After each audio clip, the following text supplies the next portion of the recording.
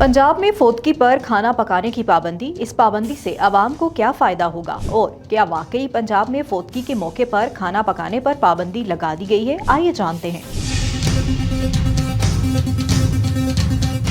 Social media पर यह खबर तेजी से वायरल हुई कि पंजाब हुकूमत ने फोदकी के मौके पर खाना पकाने, तकसीम करने और दावती तकरीबात पर पाबंदी आयद कर दी है। दावा किया गया है कि इस फैसले का मकसद गमजदा खानदानों पर माली बोझ कम करना और सादगी को फरोग देना है। ताहम पंजाब हुकूमत ने इस हवाले से किसी किस्म की बाज़ाब्ता पाबंदी या हिदायत जारी नहीं की। सूबाई वज़ीर इत्तलात अज़मा बुखारी ने वाज़े तौर पर इन खबरों को फेक न्यूज़ करार देते हुए कहा है कि फोदकी के मौके पर खाना पकाने या दावती तकरीबात पर पाबंदी का कोई फैसला नहीं हुआ।